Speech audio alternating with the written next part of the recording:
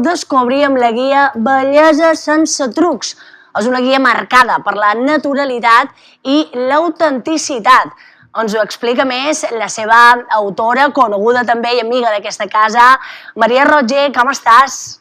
Molt bé, i vosaltres? Molt bé. Conta'm-nos un poquet si aquest concepte de bellesa ha evolucionat molt al llarg dels segles. És un concepte que es viu?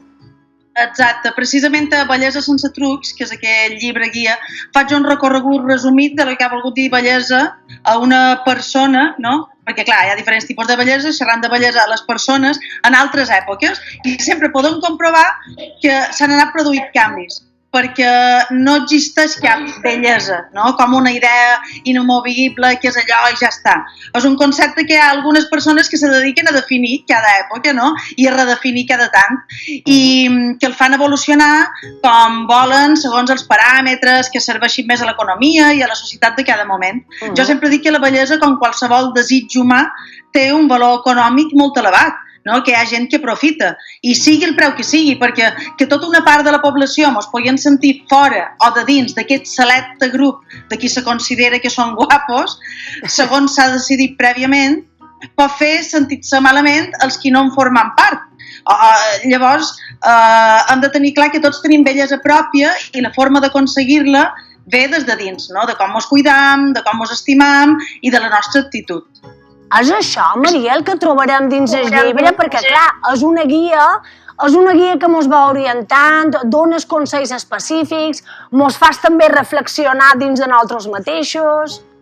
Sí, exacte, perquè Bellesa sense trucs, la base d'aquest llibre realment, la base principal és el respecte, no? El respecte a qui decideix anar maquillat cada dia, a qui està més tranquil vestint-se igual cada dia, a qui li agrada passar pel quiròfan perquè així se sent més ell o més ella, i a qui està més còmode mostrant-se tal qual és sense tocar res, no? Vull dir que totes les opcions són vàlides i respectables, per suposat, perquè ningú pot decidir res per nosaltres i perquè ningú té la superioritat moral damunt dels altres per decidir què està ben fet o mal fet en aquest àmbit. Per tant, és un llibre de creixement personal amb idees i consells que he anat recopilant durant molt d'anys degut al meu interès per aquest tema de la cura personal i la trobada amb un mateix, i l'objectiu principal d'aquest llibre és ajudar a trobar la bellesa autèntica que tothom té de dins. A més, hi ha inclòs moltes indicacions per d'un diari de creixement personal i 5 entrevistes a expertes en diferents àmbits, no? O sigui que el llibre està dividit en 3 parts, que són la bellesa autèntica com concepte, després la bellesa autèntica llavors, que seria la part històrica aquesta que ja hem xerrat, s'analitza la bellesa personal durant la història de forma resumida, i la bellesa autèntica ara, amb una mirada de com la vivim avui en dia. I a Bellesa sense trucs hi trobam conceptes com l'amor... Has dit que has col·laborat amb altres expertes també per fer aquesta reflexió comuna de la bellesa, que sempre està molt bé tenir altres opinions per no caure en un sol concepte de bellesa, i justament una d'elles la teníem aquí a Plató Farres, que ens parlava de les intoleràncies i les al·lèrgies, la nostra Mar Garrigo, que és el que ha portat ella també dins aquell llibre.